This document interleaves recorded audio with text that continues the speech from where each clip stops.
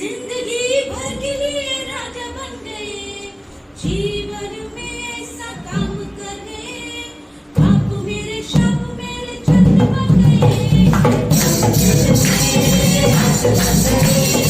जिंदगी भर के लिए राजा बन गए, जीवन में ऐसा काम कर गए, आप मेरे शाप मेरे छत्र बन गए।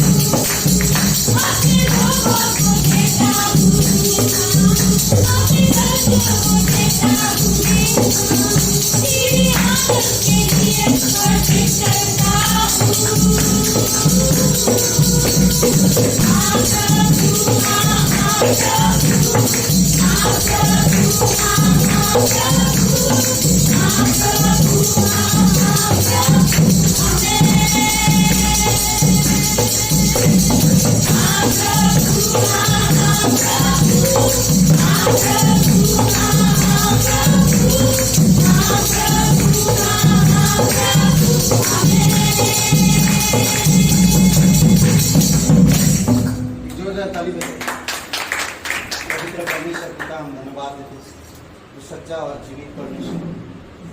अपना बोझ, अपना सब कुछ, अपना दर्द, अपना दुख, अपना लज्जा, सब कुछ हम तुझे देते हैं पिता, तुझे अर्पित करते हैं प्रभु यीशु, क्योंकि तू कहता है, हे बोझ तले दबे लोगों मेरे पास आ, मैं तुम्हें विश्राम दूंगा। हमारे पाप, हमारी दर्द, हमारी दुख, हमारी कष्ट, हमारी अपमान, हर एक चीज़ों को तूने उस क्रूस पर भर दिया है।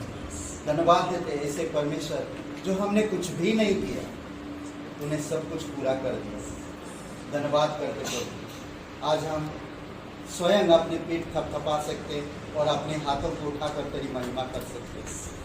तू हमें बना प्रभु यीशु, तू हमें तैयार कर दिया। जिस तरह कुम्हार एक बर्तन को मिट्टी को लेकर चाक पर रखता है, उसी प्रकार तू हमें भी अपनी चाक पर रख, अपनी इच्छा अनुसार अपनी मार्ग में, अपनी योजना में प्रभु अगुवाई कर। तेरी मकसद हमारे जीवन से पूरी हो पिता। धन्यवाद देते प्रभु यीशु, धन्यवाद करते पिता। चाक पर अपने रख मुझे, रूप अपना दे यीशु मुझे, जलाल का अपने बर्तन बना। चाक पर अपने रख मुझे, रूप अपना दे यीशु मुझे, जलाल का अपने बर्तन बना। आकार दे अपने हाथों से, मेरी मर्जी हो पूरी मुझसे, एक ऐसी मशक मुझको बना। आकार दे अपने हाथों से, मेरी मर्जी हो पूरी मुझसे, एक ऐसी मशक मुझको बना। फरियादी तुझसे पिता, मुझको उठा, मुझको बना। फरियादी तुझसे पिता, मुझको उठा, मुझको बना। मेरे रूह से, अपनी सामर्थ से, पंखों में अपने छिपा। मिट्टी में डालो, मुझको उठाए, हाथों से अपने सजा। भर दे रूह से, अपनी सामर्थ से, पंखों में अपने छिपा।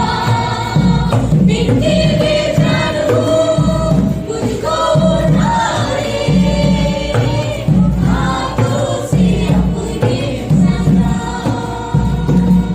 बिखर ना जाऊं मैं, बिखर ना जाऊं मैं, तेरे हाथों में रहना चाहूं मैं। दुनिया की भीड़ में कहीं खो ना जाऊं मैं, इस भीड़ में उछल ना जाऊं मैं। बिखर ना जाऊं मैं, बिखर ना जाऊं मैं, तेरे हाथों में रहना चाहूं मैं। दुनिया की भीड़ में कहीं खो ना जाऊं मैं, इस भीड़ में उछल ना जाऊं मैं। अपने साए में मुझको छिपा, अपने हाथों से मुझको सजा। अपने साए में मुझको छिपा, अपने हाथों से मुझको सजा। भर दे रूह से, अपनी सामर्थ से, पंखों में अपने छिपा। मिट्टी में डालो, मुझको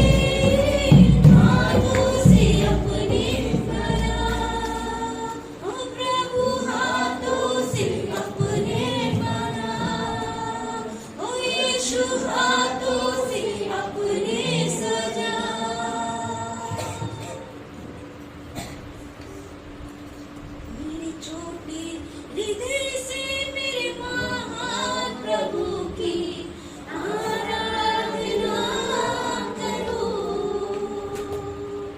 टूटे हुए कुंड को मेरे कुम्हार के पास लाकर ठीक करने की विनती करो।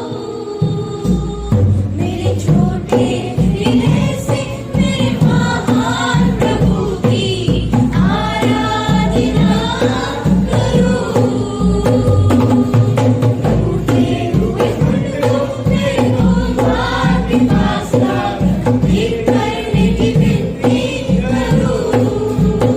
होसन्ना, होसन्ना, यहूदियों के राजा को। होसन्ना, होसन्ना, आने वाले राजा को। होसन्ना, यहूदियों के राजा को। होसन्ना, होसन्ना, आने वाले राजा को।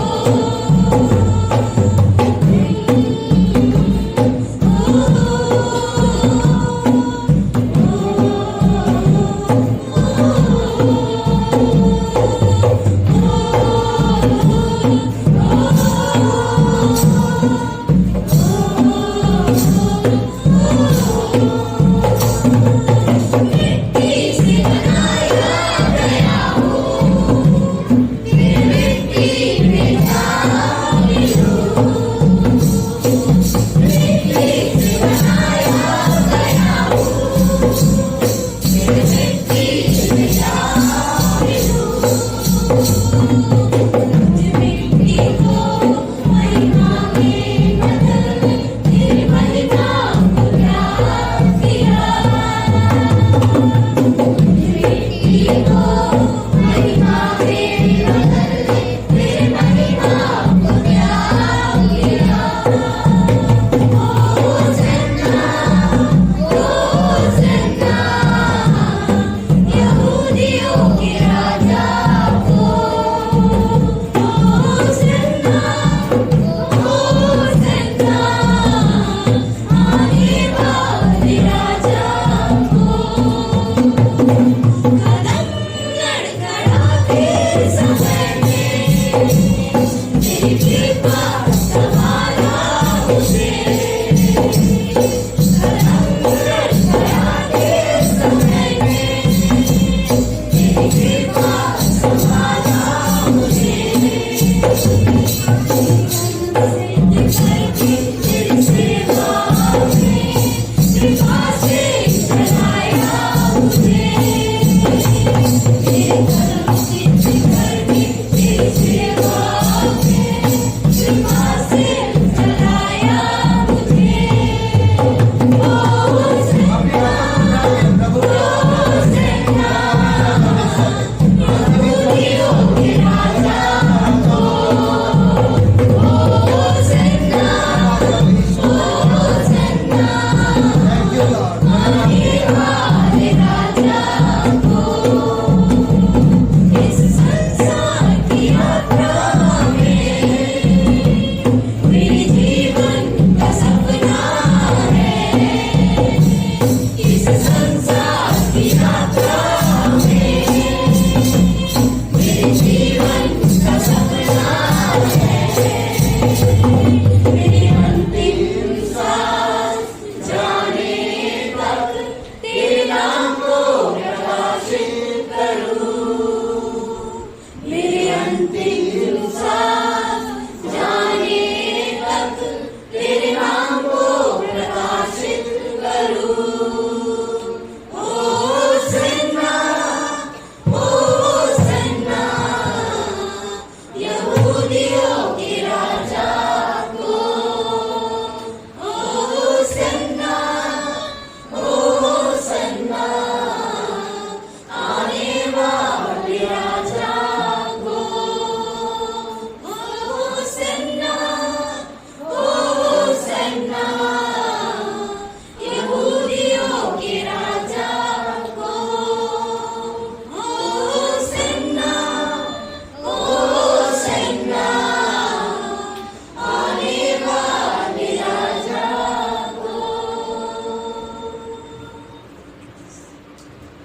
धन्यवाद परमेश्वर, पवित्र जीवित और बड़ा करने परमेश्वर पिता। तू सच्चा, तू दयालु, तू कृपालु और पवित्र परमेश्वर, जीवित और बड़ा करने परमेश्वर पिता। तेरी महिमा करते परमेश्वर। अभिषेक करो इस समय को पिता, प्रत्येक हृदय आत्मा को प्रभु छुओ। तू बड़ा दिल रखता है पिता, और तेरे लोगों को भी तू बड़ा दिल प्रदान करता है।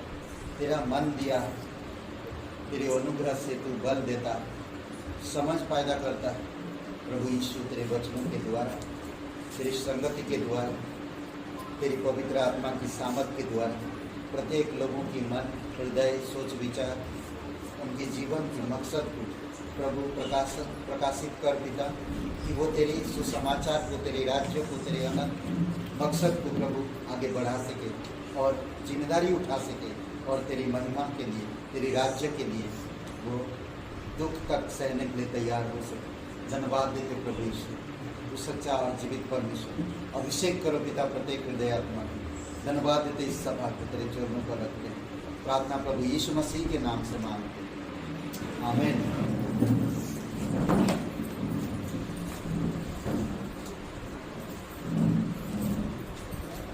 ये निर्बुद्धि गलातियों, किसने तुम्हें मोह लिया है? तुम्हारी तो मानो आंखों के सामने यीशु मसीह क्रूस पर दिखाया गया।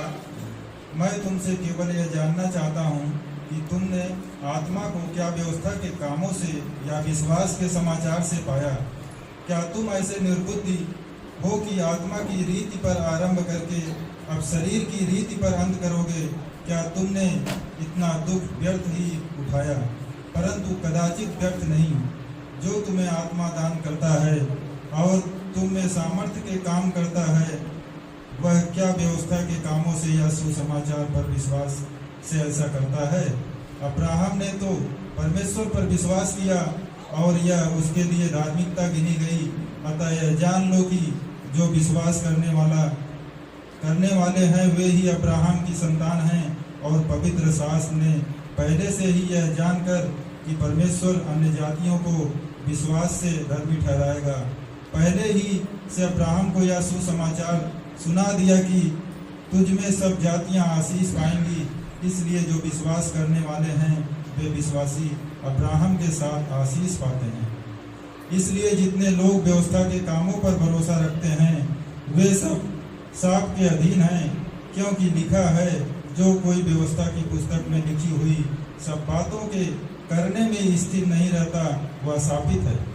पर यह बात प्रकट है कि व्यवस्था के द्वारा परमेश्वर के यहाँ कोई धर्मी नहीं ठहरता, क्योंकि धर्मी जन विश्वास से जीवित रहेगा, पर व्यवस्था का विश्वास से कोई संबंध नहीं है, क्योंकि जो उनको मानेगा वह उनके कारण जीवित रहेगा। परमेश्वर ने जो हमारे लिए शापित बना हमें मोल लेकर व्यवस्था के शाप से छुड़ाया, क्योंकि लिखा है, जो कोई काठ पर लटकाया जाता है वह शापित है। इसलिए हुआ कि अब्राहम की आशीष मसीह यीशु में अन्य जातियों तक पहुँचे और हम विश्वास के द्वारा उस आत्मा को प्राप्त करें जिसकी प्रतिज्ञा हुई है। व्यवस्था और वाचा, हे भाइयों, मैं मनुष्य की रीत पर कहता हूँ, मनुष्य की वाचा भी जो पक्की हो जाती है, ना तो कोई उसे डालता है और ना उसमें कुछ बढ़ाता है। अतः प्रतिज्ञाएं अब्राहम को और उसके वंश को दी गई। वह यह नहीं कहता वंशों को जैसे बहुतों के विषय में कहा, पर जैसे एक के विषय में कि तेरे वंश को, और वह मसीह है। पर मैं यह कहता हूँ, जो वाचा परमेश्वर ने पहले से पक्की की थी उसको व्यवस्था 430 वर्ष के बाद आकर नहीं टाल सकती कि प्रतिज्ञा व्यर्थ ठहरे। क्योंकि यदि मिरास व्यवस्था से मिली है तो फिर प्रतिज्ञा से नहीं, परंतु परमेश्वर ने अब्राहम को प्रतिज्ञा के द्वारा दे दिए। तब फिर व्यवस्था क्यों दी गई? वह अपराधों के कारण बाद में दी गई कि उस वंश के आने तक रहे जिसको प्रतिज्ञा दी गई थी, और दूतों के द्वारा एक मध्यस्थ के हाथ ठहराई गई। मध्यस्थ तो एक का नहीं होता, परंतु परमेश्वर एक ही है। तो क्या व्यवस्था परमेश्वर की प्रतिज्ञाओं के विरोध में है? कदापि नहीं, क्योंकि ऐसी क्योंकि यदि ऐसी व्यवस्था दी जाती तो जीवन दे सकती, तो सचमुच धार्मिकता व्यवस्था से होती है।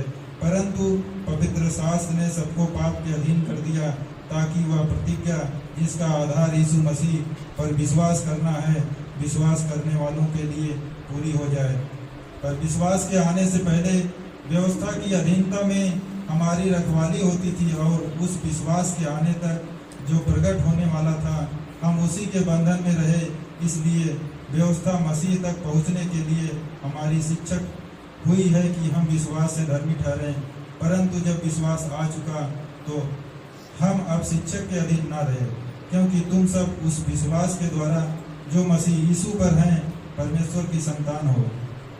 और तुम में से जितनों ने मसीह में बपतिस्मा लिया है, उन्होंने मसीह को पहन लिया है। अब ना कोई यहूदी रहा और ना यूनानी, ना कोई दास ना स्वतंत्र, ना कोई नर नारी, क्योंकि तुम सब मसीह यीशु में एक हो। और यदि तुम मसीह के हो तो अब्राहम के वंश और प्रतिज्ञा के अनुसार वारिस भी हो। हालेलुया। हम प्रार्थना करते हैं। आइए अपने आंखों को बंद करते हैं। Hallelujah, hallelujah. पवित्र आत्मा जी, हम आपका धन्यवाद करते हैं, आपकी महिमा करते हैं, आपके चरणों में आते हैं। इस दिन के लिए, इस सुबह के लिए, इस सभा के लिए हम आपका धन्यवाद करते हैं, आपकी महिमा करते हैं। पिता पवित्र आत्मा जी, जितने भी भाई बहन आज इस सभा में उपस्थित हुए हैं, उनकी हर एक ज़रूरतें, हर एक इच्छाएं पिता परमेश्वर यीशु मसीह के नाम से पूरी होती रहें। हम धन्यवाद करते हैं मेरे पिता परमेश्वर इस सभा के लिए। पवित्र आत्मा जी, हम धन्यवाद करते हैं कि हर एक भाई बहन को आशीष करना पिता परमेश्वर, इस वचन के द्वारा आज उनके हर एक रुके हुए कार्य पूरे हो पिता परमेश्वर। हम धन्यवाद करते हैं। सारी गौरव और महिमा पिता परमेश्वर यीशु मसीह को देते हैं।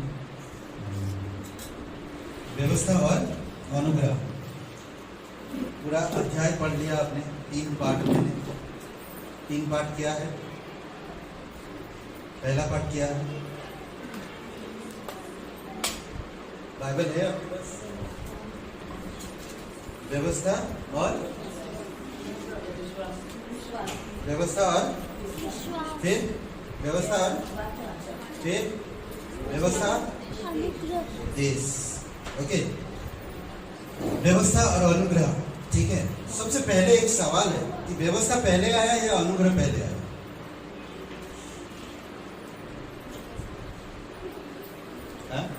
व्यवस्था पहले आया या अनुग्रह पहले आया?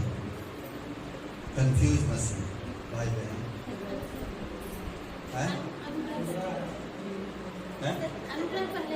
पास्टर बोलेंगे कैसे, फिर मैं क्या जवाब दूं? क्या अनुग्रह पहले आया? करेक्ट, अनुग्रह पहले है। अनुग्रह पहले से ही है, व्यवस्था बाद में है। क्योंकि अनुग्रह के द्वारा विश्वास आता है और विश्वास में कर्म आता है। ठीक है, उसके बाद हम देखते हैं अब जो इंसान विश्वास करता है, अगर वो कर्म में बना नहीं रहता तो व्यवस्था की उसको जरूरत पड़ती है। व्यवस्था दिया गया इसीलिए, क्योंकि विश्वास से वो बना नहीं रहा, इसीलिए व्यवस्था को आना पड़ा। विश्वास से प्रतिज्ञा है पर व्यवस्था से नहीं। समझ रहे हैं? कुछ बातें मैं आज आपको अनुग्रह और व्यवस्था का अंतर को मैं समझाना चाहता हूं, आप उसको अच्छी तरह से समझ लीजिए। देखिए, विश्वासी जीवन कोई धर्म नहीं है, विश्वासी जीवन कोई परंपरा नहीं है, कोई रीति रिवाज नहीं है। विश्वासी जीवन एक ऐसी जगह से आप निकाल कर एक ऐसी जगह पहुंचते हैं जहां पर आप फ्रीडम का मतलब यह नहीं कि मैं जो चाहे वो करूं, नहीं। फ्रीडम का मतलब वो है मुझे जो सौंपा गया वो मैं करूं। समझ रहे? तो इसीलिए अगर मैं एक विश्वासी हूं तो मुझे परमेश्वर जो सौंपा है मैं उसको पूरा करूं। समझ रहे? पिछली बार हम लोग देखें अनुग्रह सबके लिए, अनुग्रह एक के लिए नहीं, अनुग्रह सबके लिए। अनुग्रह प्रकट इसीलिए हुआ ताकि सब लोग क्या कर सके, उद्धार पा सके। करेक्ट, पिछले हफ्ता संदेश ही भूल गई है। बहुत से विश्वासी भाई बहन अनुग्रह से शुरुआत तो करते हैं पर व्यवस्था में खत्म करते हैं।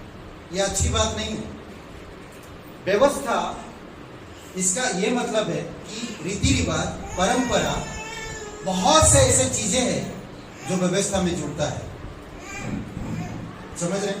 पर अनुग्रह उन सब चीजों से आपको निकालकर परमेश्वर की उपस्थिति में लाता है और परमेश्वर की आत्मा के अनुसार आपको अगुवाई करता है। समझ रहे हैं? अगर आप पढ़ते हैं गलतियों का 3:3, दोबारा पढ़िए। बहुत सारे विश्वासी इस बात को क्या बोलते कि गलतियां करते हैं, उसी प्रकार गलतियों की कलीसिया भी गलत किया।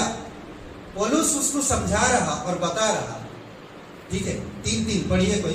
क्या तुम ऐसे निर्बुद्धि हो कि आत्मा की रीति पर आरंभ करके और शरीर की रीति पर अंत करोगे? ओके, क्या कह रहा पौलुस कि तुम ऐसे निर्बुद्धि हो कि आत्मा की रीति पर शुरू करके तुम शरीर की रीति पर खत्म करना चाहते हो। विश्वास से तुम स्टार्ट किया, अब उसको व्यवस्था से तुम खत्म करना चाहते हो।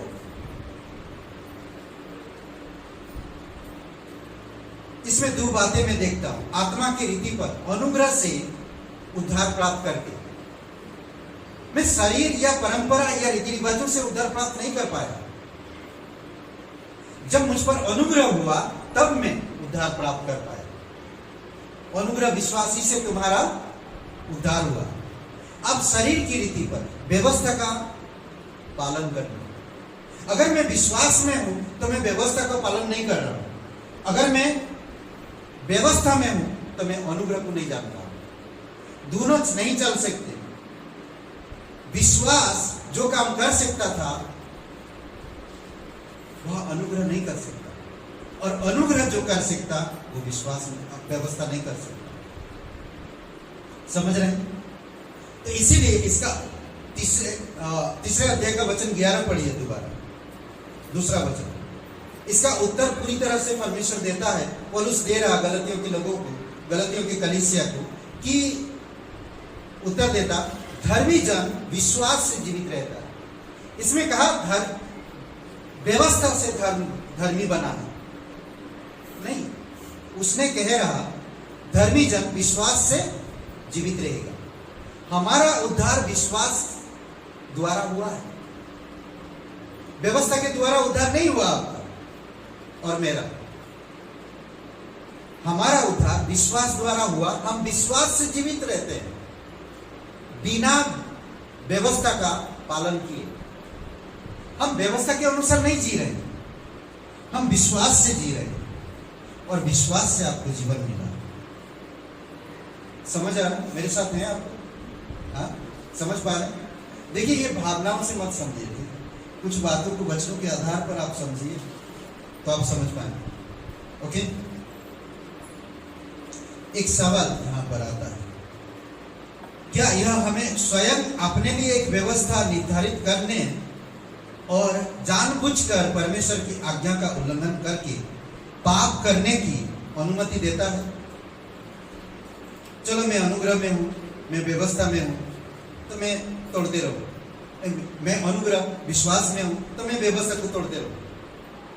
क्या ऐसा करना सही है? नहीं, अनुग्रह इजाजत नहीं देता है। इसका उत्तर रोमियो का 6वां अध्याय 1-2 वचन में देता है। कोई पढ़ेगा रोमियो का किताब 6वां अध्याय को लिए और वचन 1-2 जल्दी से पढ़िए। अभी हम लोग सोमवार या शुक्रवार को हम लोग एक बाइबल स्टडी करते हैं यहाँ पर एलडीए कॉलोनी में। तो जितने लोग हम लोग बाइबल स्टडी करते हैं उनको मैंने सब अभी बोला कि आप लोग नया नियम का सारे किताब नाम लिखो, बिना देख कर लिखना है अगली शुक्रवार ना। कितना अच्छा है, थोड़ा थोड़ा करके हम लोग सीखते हैं। आप उससे पता चलता है कि हम लोग कितना मिस्टेक करते हैं। नाम सिस्टमेटिकली लिखेंगे, जान जाते हैं नाम। नया नियम में ये सारे नाम। अगर कोई बोला मती कहाँ है, पुरानी नियम में ढूंढने की जरूरत नहीं। मुझे पता है नया नियम में। यहूदा किधर है, मुझे पुराने नियम में ढूंढने की, उत्पत्ति में ढूंढने की कुछ चीजें जो हम सीखते हैं ना, और सिखाता है अनुग्रह हमें। ओके, पढ़िए कोई। तो हम क्या कहेंगे, क्या हम पाप करते रहे कि अनुग्रह बहुत है? क्या कह रहे? पाप करते रहे और अनुग्रह बहुत होता रहे। अनुग्रह इजाजत नहीं दे रहा है ये बात कि तुम व्यवस्था को तोड़ो। नहीं, व्यवस्था अपनी जगह पे सही है। मैं अनुग्रह में हूं, मैं विश्वास में जी रहा हूं, तो मैं ऐसा काम ना करूं। अब सिंपल सी बात है, अगर आपको लाइसेंस मिल जाता तो आप कैसे भी गाड़ी चलाओगे? क्यों? कैसे भी चलाएंगे? नो एंट्री, नो पार्किंग, देखेंगे नहीं, कैसे भी चलाएंगे नहीं। हम उन सब चीजों का ध्यान देते हैं, भले हमारे पास लाइसेंस है, पर हम इन चीजों का भी ध्यान देते हैं। सिग्नल फॉलो कर रहे हैं, नो एंट्री फॉलो कर रहे हैं, एंट्री फॉलो कर रहे हैं, ये सारी चीजें फॉलो कर रहे हैं। एग्जैक्टली अनुग्रह में रहने वाला इंसान भी परमेश्वर के पवित्र वचनों में जो कहा गया उन चीजों का भी फॉलो कर रहा, परंतु व्यवस्था की आज्ञा के अनुसार वो नहीं चलता। ध्यान दीजिए कुछ बातें इसमें कहता कि कदापि नहीं, रोमियो का 6:1-2 में कदापि नहीं, परमेश्वर इससे वर्जित करता। जब डॉक्टर आपको कुछ दवाइयां देता है कि आप इस कारण से आपको ये बीमारी आया है, इलाज किया, ट्रीटमेंट किया, टेस्ट किया, आपको पता चला कि किसके कारण से ये बीमारी आता है आपके अंदर, तो आपसे उन चीजों को वर्जित करता है ताकि आपके शरीर में वो चीजें ना प्रवेश करें। इसीलिए उन चीजों से आपको दूर रहने के लिए कहता है। समझ रहे हैं? विश्वास ऐसा ही है। समझ रहे हैं या नहीं? अगर मैं डॉक्टर की बात नहीं मानूं, एक सिंपल सी बात, एक शराबी है और बहुत शराब पीता था और उसका दोनों किडनी खराब, ठीक है, दोनों किडनी खराब। डॉक्टर ने बोला एक भी बूंद शराब गया तो तुम नहीं जियोगे।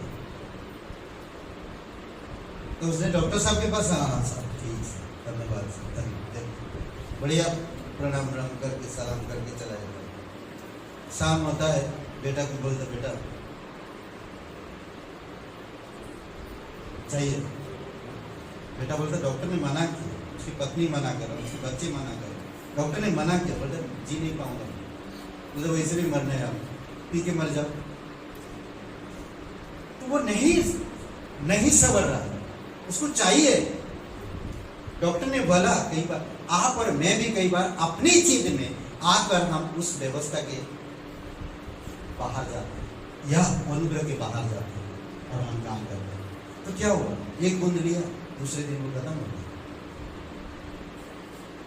कई बार हम अपनी गलतियों के कारण कई सारे विश्वास में आने वाले लोगों को रोक देते हैं। हमारी गलतियों के कारण कई सारे विश्वास करने वाले लोगों को कमजोर बना देते हैं। क्यों? क्योंकि हम अनुग्रह में नहीं जी पा रहे, हम विश्वास में जी नहीं रहे। हम विश्वास में तो दिखा रहे कि हम जी रहे हैं, परंतु हम तमाम रीति रिवाजों में भी चल रहे हैं।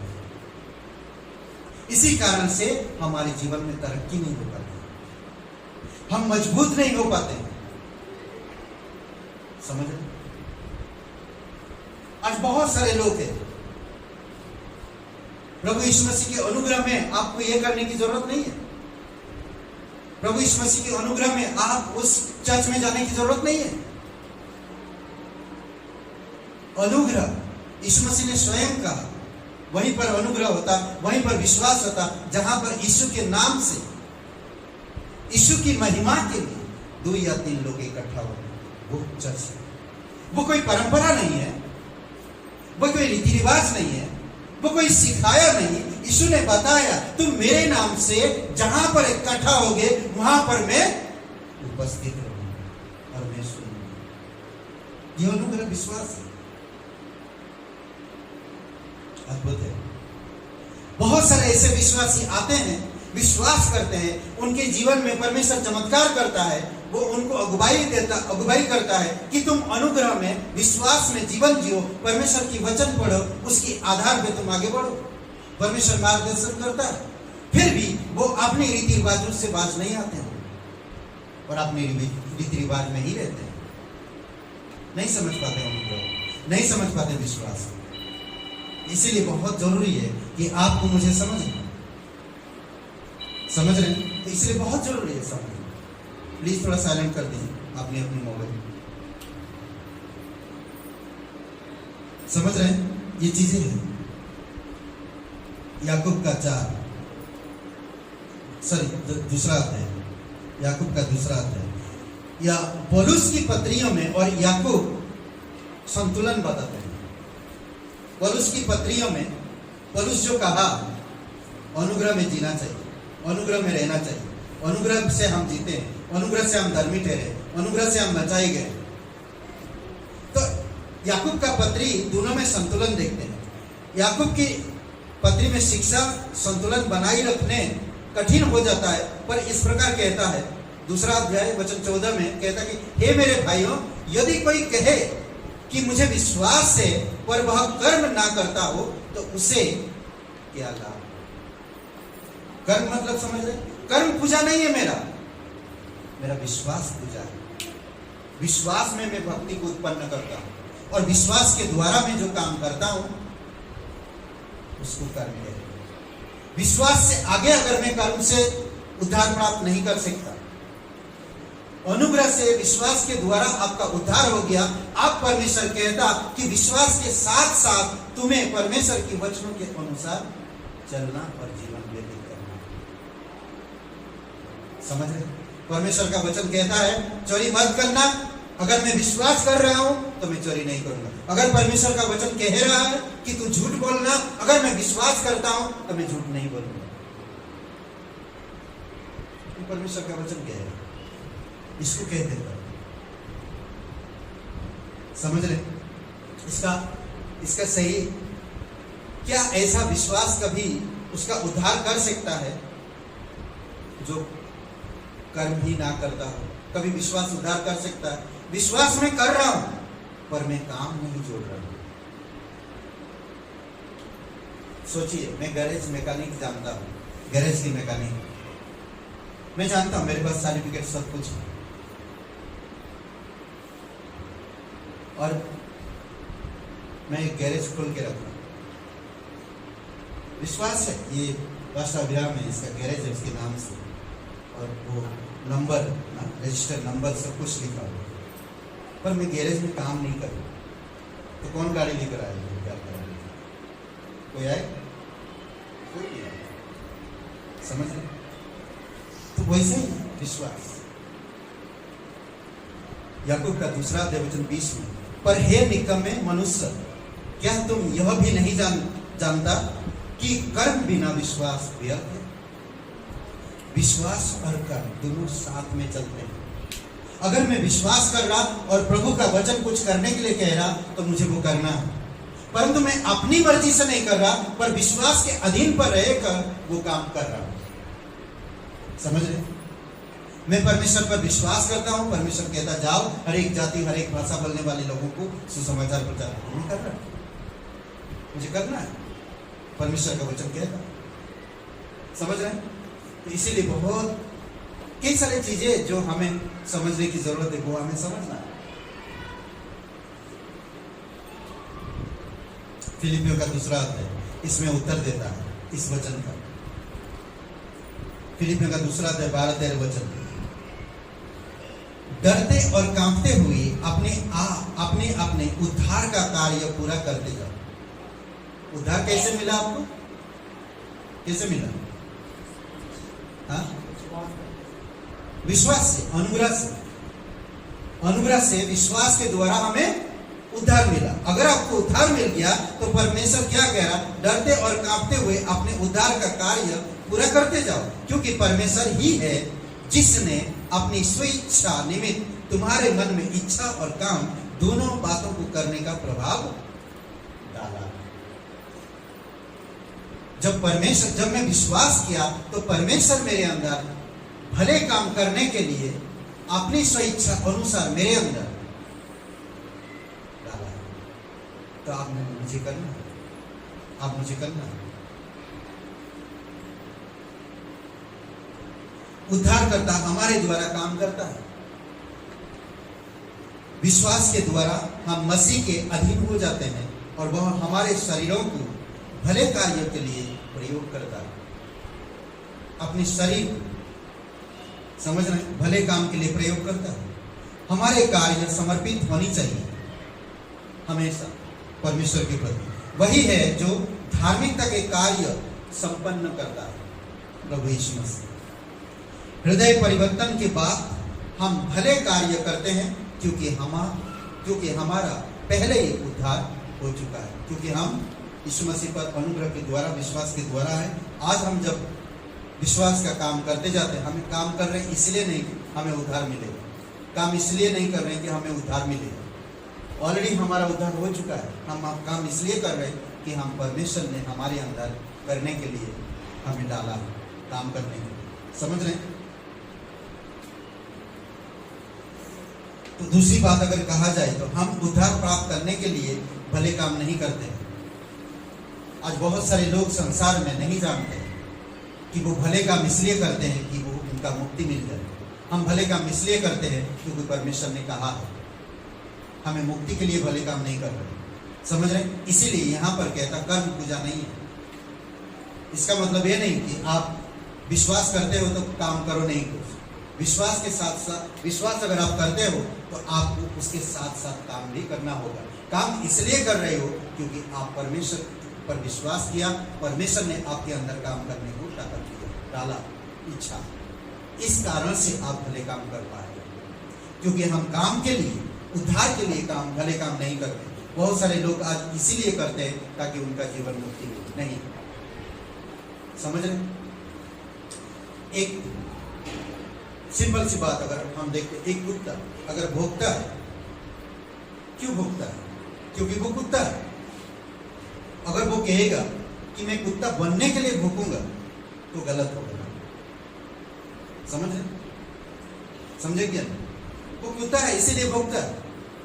अगर वो कहेगा मैं भौंकूंगा तो मैं कुत्ता बन जाऊंगा, ऐसा नहीं। समझ? वो ऑलरेडी कुत्ता है। उसी प्रकार हमारा भी जीवन में कर्म करने के लिए, भले कर्म करके उद्धार प्राप्त करने के लिए नहीं, ऑलरेडी आपका उद्धार हो चुका है। अब आप भले काम इसलिए करते हैं क्योंकि परमेश्वर ने कहा है और परमेश्वर के वचन के आधार पर आप करते हैं। समझ रहे हैं? ओके, अनुग्रह और व्यवस्था। व्यवस्था और अनुग्रह क्या है?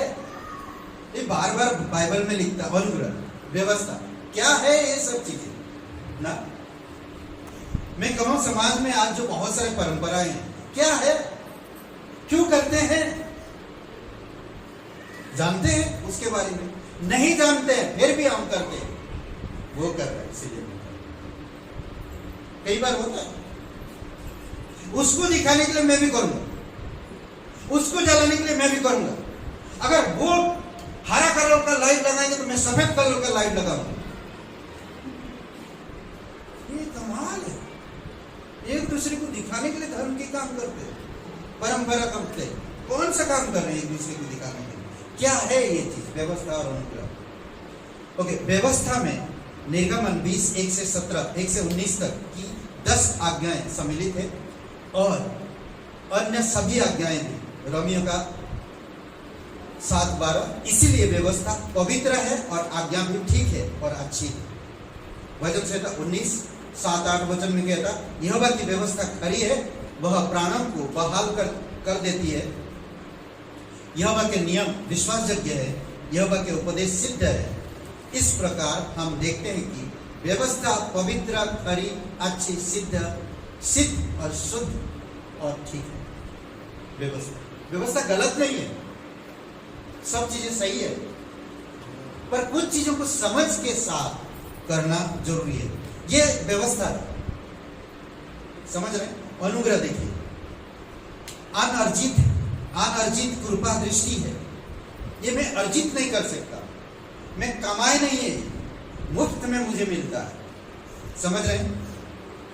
अनर्जित व्यवस्था क्या होता है? मुझे करना पड़ता है। समझ रहे? अनुग्रह करना नहीं पड़ता है, मुझे मुफ्त में मिला है। यह परमेश्वर हमारे उद्धारकर्ता की हमारे प्रति करुणा और प्रेम है। परमेश्वर की उद्धारकर्ता की हमारे प्रति करुणा और प्रेम है। व्यवस्था के अधीन परमेश्वर धार्मिकता की मांग करता है। व्यवस्था क्या मांग करता है? धार्मिकता की। व्यवस्था धार्मिकता की मांग करता है। आप अगर इस प्रकार से करोगे तो आप अच्छे इंसान रहोगे। परंतु अनुग्रह ऐसा नहीं है। अनुग्रह क्या करता है? अनुग्रह के अधीन परमेश्वर का धार्मिकता प्रदान किया जाता है।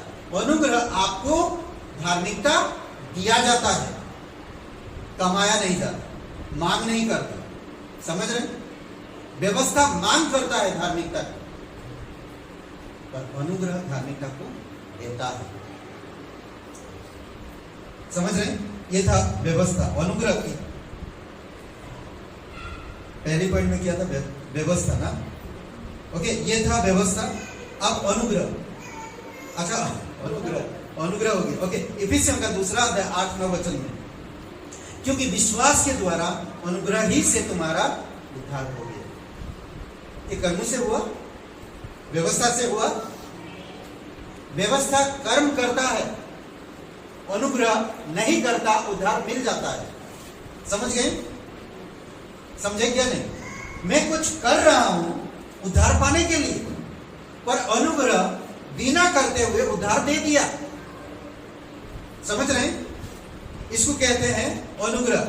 इफिसियों का 2 अध्याय 8-9 में, क्योंकि विश्वास द्वारा अनुग्रह ही से तुम्हारा उद्धार हुआ, और ये तुम्हारी ओर से नहीं, वरन परमेश्वर का दान है।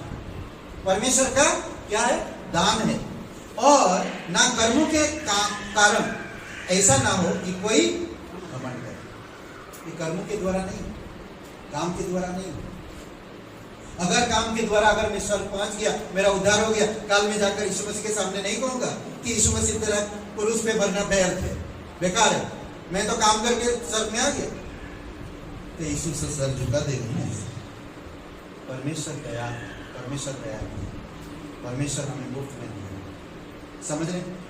व्यवस्था और अनुग्रह क्या करती है? क्या करते हैं? देखिए, पहली बात व्यवस्था क्या कहती? करती नहीं सर, कहती। क्या कहते हैं? व्यवस्था और अनुग्रह क्या कहते हैं? ठीक है, ओके। आप लोग हैं? नींद में हैं? हाँ, जाग रहे हैं? जाग रहे हैं? मेरे साथ हैं? हाँ, नहीं। एक लड़की एक बार कहा, सावन की महीना में बहुत तुम्हारा याद आता है, याद आती है, और बारिश के भी इस टाइम पर बहुत आपका याद आता है। तो उसका दोस्त बोलता है SMS करके कि मुझे पता है तुम्हारी छात्री मेरे पास रह गया। समझ रहे? तो कभी कभी याद करने का भी था। एनीवे, व्यवस्था और अनुग्रह यह क्या कहती है? ओके, व्यवस्था क्या कहती है? मेरी आज्ञा का पालन कर और जीवित रह। मेरी आज्ञा का पालन कर और जीवित रह।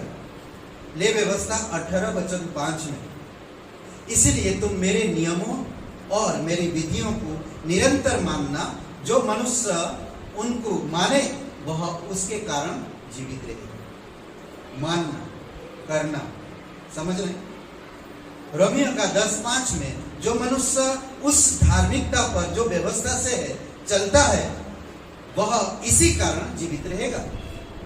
जो वचन के अनुसार, व्यवस्था के अनुसार चलेगा, व्यवस्था को पूरा करेगा, उसके कारण वो जीवित रहेगा। समझ रहे? समस्या यह है व्यवस्था का पूर्ण पालन कौन कर सकता है? हाँ? सारी व्यवस्था कौन पूरा कर सकता है? कोई कर सकता है? क्या बोलते हैं? कोई नहीं। इस धरती पर कोई सारी व्यवस्था को पूरा कर ही नहीं सकता। समझ रहे हैं? सारी व्यवस्था को कोई पूरा कर ही नहीं सकता। इसका उत्तर रोमियो का 3 अध्याय, कौन पूरा कर सकता है? इसका उत्तर रोमियो का 3 अध्याय 9 से 23 वचन में स्पष्ट है कि एकमात्र यीशु मसीह ही व्यवस्था के प्रत्येक बिंदु को पूरा कर सकता है। हर एक इंसान पापी, कोई धर्मी नहीं। 23 वचन में कहता है कि हर कोई पाप किया और परमेश्वर की महिमा से दूर हो। प्रभु यीशु मसीह ही सारी व्यवस्था को पूरा किया। समझ रहे हैं? अनुग्रह क्या कहता है कि जो कोई सुनता और यीशु मसीह पर विश्वास करता है वह मृत्यु से पार होकर जीवन में प्रवेश कर चुका है। क्या कह रहा? व्यवस्था क्या कह रहा? तुम अगर मेरे विधि और नियमों को पालन करोगे तब तुम जीवित रहोगे। पर यह अनुग्रह क्या कहता है कि जो कोई सुनता और यीशु मसीह पर विश्वास करता वह मृत्यु से पार होकर जीवन में प्रवेश कर चुका है। कर चुका है। ये पास्ट है या प्रेजेंट है या फ्यूचर है? कर चुका है। क्या है? भूत खत्म हो गया। मुझे कुछ करने की जरूरत नहीं। मैं यीशु पर विश्वास किया, हो चुका मेरा। मैं जीवन में प्रवेश कर चुका हूं। अब मुझे जीवन ढूंढने की जरूरत नहीं, कुछ करने की जरूरत नहीं। मैं सिर्फ यीशु पर सुना, किसी ने कहा यीशु के बारे में, मैंने सुना उस पर, मैंने विश्वास किया उस पर और मैं मृत्यु से पार होकर जीवन में पहुंच चुका। समझ रहे? ये अनुग्रह, ये अनुग्रह काम करता है। यूहन्ना 5:24 में एक ऐसा आश्चर्य कर्म जो व्यवस्था कभी संपन्न नहीं कर सकती, एक ऐसा काम है जो व्यवस्था कभी पूरा नहीं कर सकता। अनुग्रह किसी दूसरे की मृत्यु उद्धारकर्ता यीशु मसीह द्वारा पापी को क्षमा और शांति प्रदान करता है। अनुग्रह कहता है कि जो अनंत जीवन प्राप्त करेंगे कभी नाश नहीं होगा। जो भी अनंत जीवन प्राप्त करेंगे।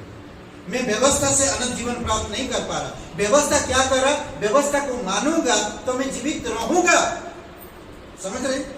अगर अनुग्रह क्या कर रहा? मैं सुनूंगा, उस पर विश्वास करूंगा तो मैं मृत्यु से पार होकर जीवन लोक में प्रवेश कर चुका हूं।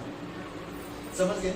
कितना कितना अद्भुत बात है, कितना सुंदर है। किस लिए? यीशु ने मेरे मृत्यु का दंड अपने ऊपर लेकर मुझे उद्धार का मार्ग खोल दिया और मुझे जीवन में ले गया। और मुझे आज कहता कि तुम्हें जीवन से कोई तुम्हें अलग नहीं कर सकता, नाश नहीं कर सकता। समझ रहे? यूहन्ना का 10वां वचन 28।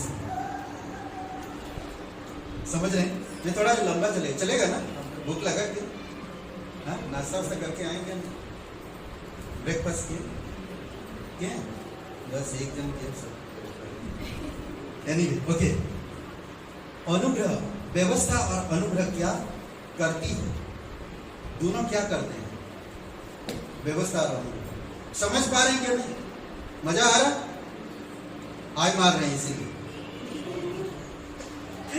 ओके, मैं बंद करूंगा जल्दी, ठीक है? आज 1 घंटे का संदेश पूरा है।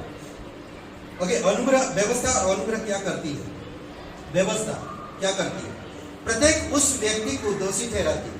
व्यवस्था हर एक व्यक्ति को दोषी ठहराती है जिसका जन्म किसी भी युग में इस संसार में हुआ, क्योंकि सभी ने किसी ना किसी अवसर पर कम से कम एक आज्ञा का तो अवश्य ही तोड़ा। समझ रहे? इसीलिए व्यवस्था क्या करता है? दोषी ठहराता है। समझ रहे? याकूब का 2:10, क्योंकि जो कोई सारी व्यवस्था का पालन करता परंतु एक ही बात में चूक जाए तो वह सब बातों में दोषी ठहरा। समझे? एक बात में अगर मैं चूक गया, मैं सारी व्यवस्था को पूरा कर रहा हूं पर एक बात में चूक गया तो मैं सारी बातें जो किया बेकार हो गई। समझ रहे? इसीलिए मैं दोषी हूं। समझ रहे? रोमियो का 3:19, समस्त संसार को परमेश्वर की दृष्टि में दोषी ठहराता है। पूरे संसार परमेश्वर की दृष्टि में दोषी है। इसलिए कि हर एक मुंह बंद किया जाए और सारा संसार परमेश्वर के दंड के योग्य ठहरे। व्यवस्था का एक स्तर निर्धारित करती है, परंतु लोग उसके सन्मुख असहाय। गलतियों का 3:10। जो कोई व्यवस्था की पुस्तक में लिखी हुई सब बातों के करने में स्थिर नहीं रहता, वह श्रापित है। वह श्रापित, क्योंकि विश्वास से व्यवस्था का कोई दूर दूर तक नाता नहीं। आप समझो कितना अच्छा है ना। मैं विश्वास करता जीवन जीता हूं। अब परमेश्वर मुझे जो बोलता है मैं वो करता हूं। परमेश्वर कहता जाओ, मैं जाता हूं। क्यों जाने के लिए कहता? मेरे संदेश लेकर करो, प्रेम करो। मैं करता हूं। क्या करता हूं? प्रेम, एक दूसरे से प्रेम, हमेशा एक भलाई करते रहो। ऐसा कहता है, हमेशा करते रहो। क्या करते रहो? भलाई। समझ रहे? कहता जाओ, कहता करो, हमेशा करते रहो। क्या करते रहो? कहां जाओ? क्या करो? परमेश्वर कहता आपस में प्रेम करो, उससे लोग जानेगा कि तुम मेरे चेले हो। जाओ मेरे संदेश लेकर अलग अलग गांव, शहर, अलग अलग लोगों के पास लगातार करते रहो। क्या? आपस में हर एक इंसान के लिए भलाई करते रहो। निरंतर प्रार्थना लगे रहो। समझ रहे? ये अनुग्रह का काम है। समझ में आया? श्रापित है और ये व्यवस्था है। दोष लगाता है, श्रापित है और पूरे दंड की योग्य है। ये व्यवस्था बताता है। अनुग्रह क्या करता है?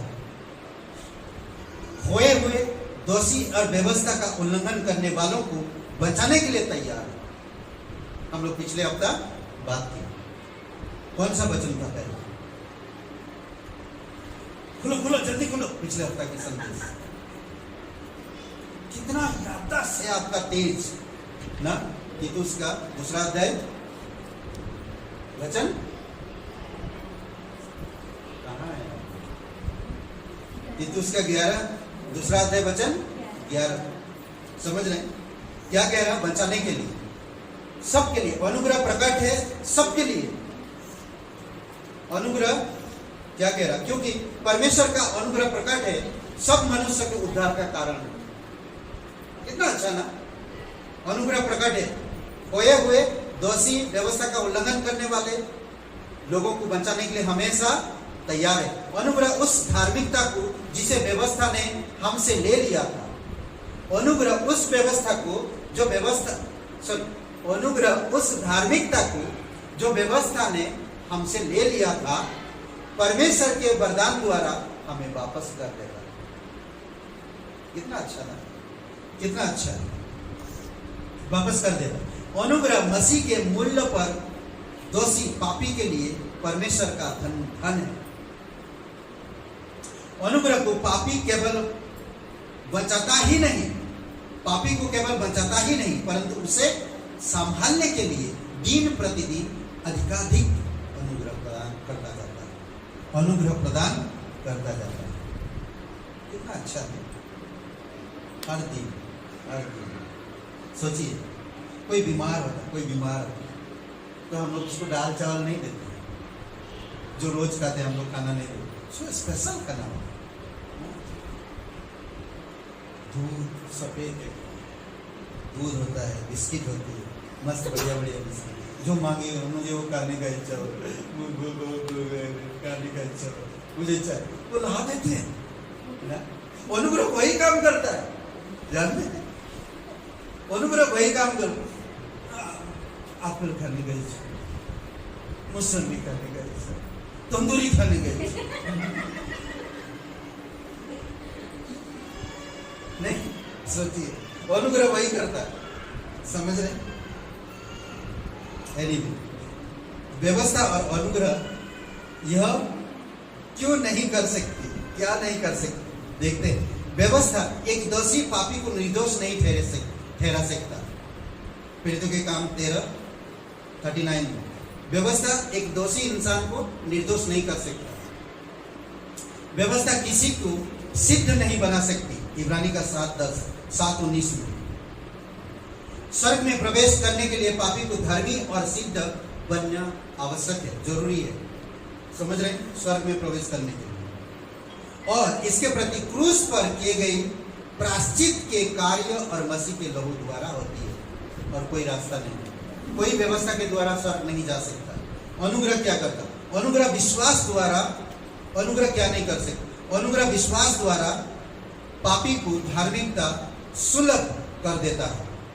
रोमियो का 3:24 में तीतुस का 2:11-12 अनुग्रह हमको अधर्म और सांसारिक लालसाओं के लगातार संयम, धार्मिकता और भक्ति के साथ इस वर्तमान संसार में जीवन व्यतीत करना सिखा सकता है। ओके, आखिरी बात में मैं आपको एक बातें बताना चाहता। व्यवस्था अनुग्रह यह क्यों दी गई? व्यवस्था अनुग्रह क्यों दी गई? व्यवस्था हमारे अपराध को दर्शाने के अभिप्राय में दी गई है। समझ रहे? ओके, ये गलतियों का 3 अध्याय वचन 19 में। फिर व्यवस्था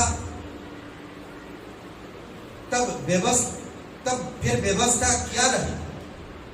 बहुत अपराधों के कारण बाद में दी गई ना। अपराधों के कारण बाद में दिया गया। जब लोग विश्वास में अपराध कर रहे हैं तब व्यवस्था आ गई। पहले अनुग्रह था, विश्वास था। पहले अब्राहिम आया, 400 साल के बाद मूसा ने व्यवस्था लाया। क्यों? क्योंकि वो विश्वास में टिके नहीं, विश्वास का जीवन बर्बाद किए, विश्वास का जीवन जी नहीं पाए। विश्वास का जीवन लालसाओं का जीवन हो गया उनका, विश्वास का जीवन उनका सांसारिक जीवन हो गया। इसी कारण से व्यवस्था देना पड़ा। समझ रहे?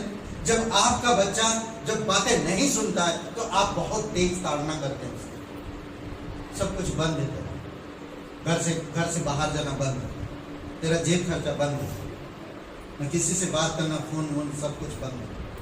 नहीं ऐसा करें तो उसी प्रकार से परमेश्वर भी जब विश्वासी लोग गलत काम कर रहे थे उनको ठीक करने के लिए परमेश्वर ने व्यवस्था दी। व्यवस्था के बिना मनुष्य को पाप का ज्ञान नहीं हो सकता था। रोमियो का 3:20 व्यवस्था के बिना पाप को नहीं हम जान सकते थे। जानते हैं क्यों? सोचिए, मुझे नहीं मालूम ये आग है, मुझे नहीं पता था, मुझे कभी आग देखा नहीं, मैं आग के बारे में कभी सुना नहीं, आग में जल जाता है इंसान, मुझे नहीं मालूम, पर वहां पर लिखा था ये आग है, अगर इसको टच करोगे तो जल जाओ, तभी मुझे पता चला। इसी तरह व्यवस्था लिखा, समझ रहे? इसीलिए कि व्यवस्था के द्वारा पाप की पहचान होती है। व्यवस्था यीशु मसीह तक पहुंचाने के लिए हमारे टीचर है, शिक्षक है। गलतियों का 3 अध्याय वचन 24 में विश्वास से धर्मी ठहरे क्योंकि हम कार्यों या व्यवस्था द्वारा बचाए या धर्मी नहीं ठहर सकते। अनुग्रह क्यों दी गई? मनुष्य को इसलिए नहीं दिया गया कि मनुष्य उसके योग्य था। मैं अनुग्रह के योग्य नहीं था, इसलिए अनुग्रह नहीं मिला, परंतु इसीलिए प्रदान किया गया क्योंकि परमेश्वर ने पापियों को संसार से प्रेम किया, पापियों के संसार से प्रेम किया। यूहन्ना 3:16 परमेश्वर ने इस जगत से ऐसा प्रेम किया कि उसने अपना इकलौता पुत्र दिया ताकि जो कोई उसके नाम पर विश्वास करे वो कभी नष्ट ना हो परंतु अनंत जीवन पाए। अद्भुत है। अनुग्रह हमें इसलिए दिया गया क्योंकि हम स्वयं में उद्धार प्राप्त करने के लिए अत्यधिक दुर्बल थे, बहुत ही कमजोर थे। हम बिल्कुल उद्धार प्राप्त नहीं कर सकते। समझ रहे? हम व्यवस्था का पालन करने या भले काम करने के लिए बहुत दुर्बल है। 2 कुरिन्थियों का 12 इसलिए कहता मेरा अनुग्रह तेरे लिए काफी है, मेरा अनुग्रह तेरे लिए काफी है। क्यों? क्योंकि वो निर्बलता में बल प्रदान करता है। वो निर्बलता में बल प्रदान करे। इसीलिए अनुग्रह और व्यवस्था और अनुग्रह का जो अंतर है उसको आप समझो। मैं विश्वासी जीवन कोई परंपरा का जीवन नहीं, कोई रीति रिवाज का जीवन नहीं, कोई व्यवस्था या नियम का जीवन नहीं। मैं अनुग्रह, मुझे मुफ्त में मिला, मुफ्त में देना, मुफ्त में करना, मुफ्त में चलना, सब कुछ समझ रहे। जो भी काम करूं आज मुझे मुझसे आशा नहीं रखूं, परमेश्वर मेरा सब कुछ देता है। अगर मैं विश्वास से कनेक्ट हूँ परमेश्वर के साथ तो परमेश्वर ऊपर से देता तो मैं इधर से दे सकता। करेक्ट। इसलिए बहुत इंपॉर्टेंट है कि हमें समझें। दूसरी बात एक याद रखिए, अनुग्रह यीशु मसीह के द्वारा आया है और विश्वास, अनुग्रह यीशु मसीह के द्वारा आया है और व्यवस्था मूसा के द्वारा आया है। यूहन्ना का पहला अध्याय 17 वचन। समझ रहे हैं? ओके। गहरा और बस भी ऊंचा, तारों से भी ज्यादा प्यार है तेरा, तारों से भी गहरा और बस भी ऊंचा, तारों से भी ज्यादा प्यार है तेरा।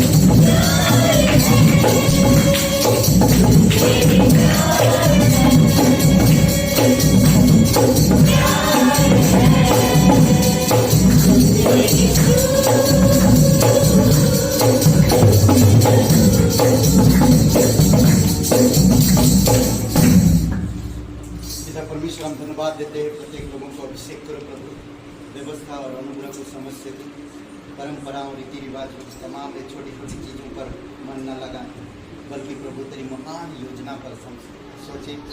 पवित्र आत्मा महान दिल देता है, तेरी महान योजना में अगुवाई करता है, तेरे मकसद को खोलता है, प्रकाशन देता है, शरीर को भला चंगा रखता है, सुरक्षित रखता है, भले काम करने के लिए शक्ति प्रदान करता है। प्रभु यीशु तेरी अनुग्रह हमें बल देता है और हमें अगुवाई करता है।